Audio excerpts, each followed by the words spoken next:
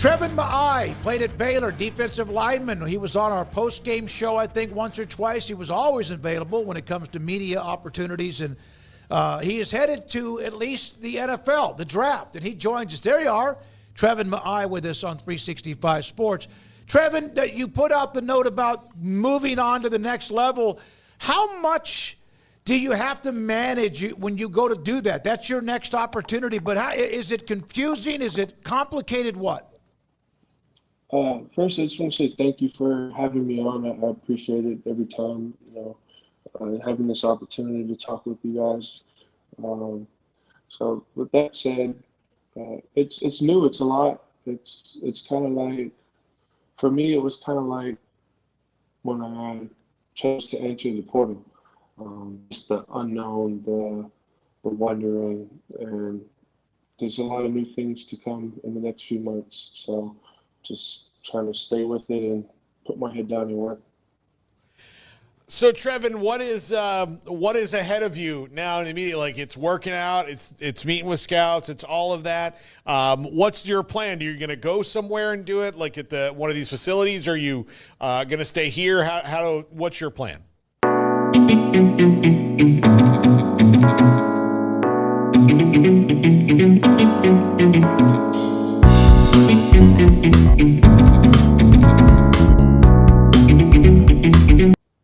Yeah, so actually, I leave tonight at midnight. I'll be making the drive down to Denver to train down there.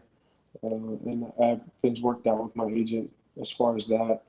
And then I did get invited to the Tropical Bowl, so and those are the immediate things. So my wife and I and our dogs will drive down to Denver tonight or tomorrow morning, basically midnight, in a few hours, and then I'll be there, and then I'll be training for pro day there, and then I go to the Tropical Bowl on the 17th, and then back to training again. Treven, man, I don't know what your expectations were when you came to Waco and you first decided to join Baylor football, but after the ride that it was and ending last week, just kind of what are your immediate thoughts and feelings as that part of your journey comes to a close, and just what do you think you'll reflect back on and remember most when you think back at your time with Baylor and in Waco? I'm very grateful. There was a lot of hard times, a lot of great times. There was ups, downs. I grew as a man, a husband, grew closer to God, and I'll be forever grateful to Baylor football program and Baylor Nation. Everyone welcomed me with open arms, players, fans, you name it. That's one thing. And I'm proud of how we finished and flipping around the season from last year to this year is a big difference. At least I thought. Treven, the kind of a roller coaster the last few years. Right. And we've had players who have joined us or at media sessions when we're there during the week, during the season. What was it like at 2-4? And, you hear that, you felt like you were close. We've heard players say that. We've asked you that in a postgame. But really, what was it like at 2-4 when it looked like it was going to slip off the road again? Losing is not fun. It's not easy, and I think everyone had a bad taste in their mouth. The season didn't pan out at that point. Up to that point, the 2-4, the season didn't pan out to what we thought it was going to be up to that point, and it felt like last year.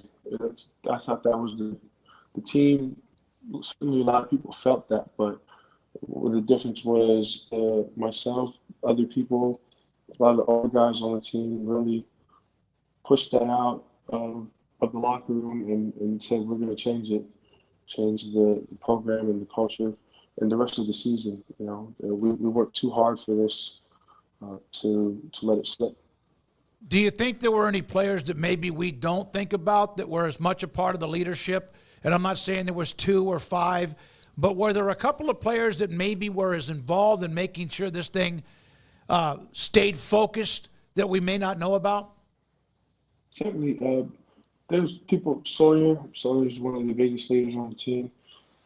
Everything starts with the quarterback, as we know, but Sawyer kept us in going, and having Matt Jones and Keaton leading us, having D-Bob in the back end, a lot of the older guys, Garmin, uh, Treven Ma'ae, Tron, and Hal, people like that, and Josh Cameron. Those are the people who day in, day out, you know what you're going to get from them, and who are trying to pull the most out of not only ourselves but each other for the better of the team. So I think when everybody's firing on all cylinders, great things happen.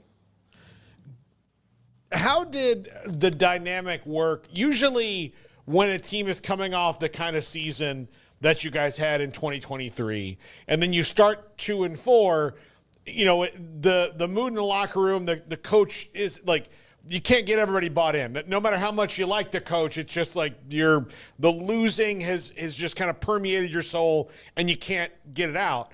That didn't happen with you guys. What was the key from the coaching staff to you guys where you just kind of knew that if you could get it turned up a couple degrees, that everything was going to be all right? But I agree. There's only so much a coach can do. He can scheme up everything he wants. He can have the perfect game plan, but it comes down to the players and the execution. And there's a saying that it goes like the best players make the best plays, or words to that effect. Like the big time players have to show up in big time moments. Mm-hmm. So words to that effect. And I think that's what we did. Is the leaders needed to step up and take ownership of the way the program, the way practices needed to go, and lifts and meetings, and holding people accountable, not letting people slip up and be late or give half-ass effort. I think those are the things that changed our season. Treven, what kind of differences did you see in Coach Aranda just as he evolves? I mean, here's a guy who's been a head coach now for about 5 years, so he's got some experience, but he's still learning, right? Like there's coaches who are 30 years in the game, they're still learning lessons. What did you take note of just in the way things kind of operated, maybe that were different or improved or what have you from maybe a year ago? Right. I think just the importance of football. Like obviously being at Baylor, there's high expectations academics-wise. Being morally right, in everything we do. There's a high standard in that, but being attached to Baylor, and it's the whole in the grand scheme of things, but really putting making football the top priority. It's always been the priority, but really delving in the time, and we did a lot more than we did last year as a group. That things that weren't mandatory, but everybody showed up because, as you know, there's only so much hours that we can spend mandatory meetings, practice, whatever, the countable hours and whatnot. So having everybody buy into that, and coaches, players, everybody showing up in the evenings after practice, extra meetings, extra walkthroughs, being locked in, and I think him really leading that, and then the older guys taking, Aranda. This is what Aranda wants. It's our job to make sure everybody's there, and also, you want the people who want to be here. So, and then seeing Coach Aranda's level of detail is crazy. The amount of film he watches, it just feels like, I truly believe that like he called the right plays. And we prepared for the right way for each situation, and it came down to a lack of execution on the players' part, because everything we've seen up to throughout the season that happened in the game happened in practice, one way or another, good or bad. So seeing that is kind of crazy. He's right. He's spot on with everything. It just comes down to execution. I remember last year during the stretch when things weren't going well at all, Monterey Baldwin was in a post game, and he said what you just mentioned a minute ago. Everybody's on the same, like everybody's on board. Everyone's either in or out. And it seemed to me that at the time, because of the record and whatever else and another loss, that there was the possibility that there was some fracture. I'm not saying there was, but it seemed like that based on what he said, and I asked him to follow up on that. Was there anything, without throwing anybody under the table, where you guys had to kind of like, hey, you know, there was a few players you had to kind of like what a border collie does with like cattle or whatever and get them back inside the fence? I would say just there's nobody in particular. Everyone is in it together, to reiterate what Ray said. But I think that it just needed to be understood by everybody. Like each leader of their own position group had a say in whether sometimes it's unspoken. It's like when you feel something and you walk into the room and it's like a shift change. Sometimes you don't need to say anything in that regard. So, but I think there was a difference this year compared to last year. It's like last year we just kind of let it happen, and this year we decided not to. And With that, go ahead. Sorry about that, Treven. No, that's it. With that in mind, how much fun, all the things we're talking about and the stresses and the things that needed to get figured out and all that, like you guys did that to an extent, right? So how much fun did you have this season playing alongside your teammates, your coaches, and what would you say maybe was the highlight to you, a win or a moment for you that stands out the most above others? Right. I'm grateful for everything that we went through this year. I think my happiest moment was my first sack here at Baylor. I went without a sack last year, and also I played mostly nose, true nose last year, and being bigger, and I was able to make the move back to my natural position in the 4-eye, 3-tech, 5, and lose some weight again and play how I play best and do what my body's meant for. Last year was just a need, and that's what the need was for the team. And this year, the stars aligned. So as far as that, but we're all very blessed to be able to. Sometimes people lose sight of the fact that we're all just people, and we're blessed to play football. Not everybody has the opportunity that we do to, whether you go on to the next level or not, and with all the things that are involved that go into it, we're still blessed to be in the position we are, to go out there and play football and play the sport we love. That we've all played it since we were little, most of us. So it's been, football ends at some point for everybody. So however long however long God sees fit for you to play it is a blessing. Couple of things. Treven Ma'ae again with us, Baylor defensive end, entering the NFL. Is it a little bit the unknown? I know you've got a lot of the working out, the pro days, all of the things you mentioned, the game, the All-Star game.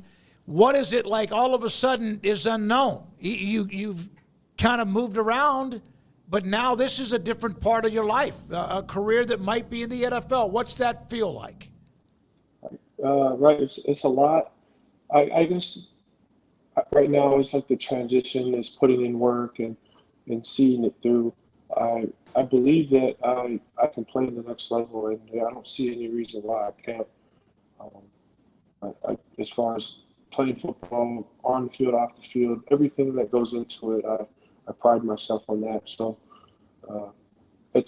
I know that I'll be where I want to be at the end of the day, but it's kind of just the like the when, the not like is it yet? Is it gonna happen yet? Like it seems like I'm so far away, and it's a lot of things are changing. So I would equate that to when I left high school to go to Oregon, and that was a transition, and then the time between Oregon and coming to Baylor. I've seen the notes. You mentioned your wife, and you have what you're doing there. And that's happened a lot since you arrived at Baylor. You had a great relationship with everyone at Oregon when you were at Gorman as well when you played high school football. What's it been like that your life has changed so much in Waco? This has been the best thing, and really coming to Waco and coming to Baylor, me and my wife grew, our relationship grew, and my relationship with God really grew the most it had. And also I found myself. I found joy and fun in coming to practice every day and giving everything I had. And that's what I had the desire to do. And I think there's nothing, I have no bad things to say about Oregon and the people there. Blessed to have played there and graduated from that prestigious, team, to be on that team. But I lost myself after I went through, go from being the guy in high school and, everybody else around you was the guy too. And you just got to fight for everything that you have. So, and came to Baylor and fought for what I believe to be mine, and everything just came full circle. Thank you, man. Appreciate your time. There was no doubt that there were times during this early year when it looked like, especially 28-7 against BYU, you wondered about would this team, and it's part of being human, check out. Some people check out. You guys came back, made it close, and then the rest of the way, of course, got on a nice run. That says a lot about you, the leadership, and everyone else, including the coaching staff. We wish you the best, man. You've always been a class act. We appreciate it. We'll stay in touch, okay? Right. Thank you. I appreciate all you guys. Best wishes into the new year. Thank you for having me. Yes, sir. Treven Ma'ae, defensive end, is going to be now entering the opportunity to play in the NFL.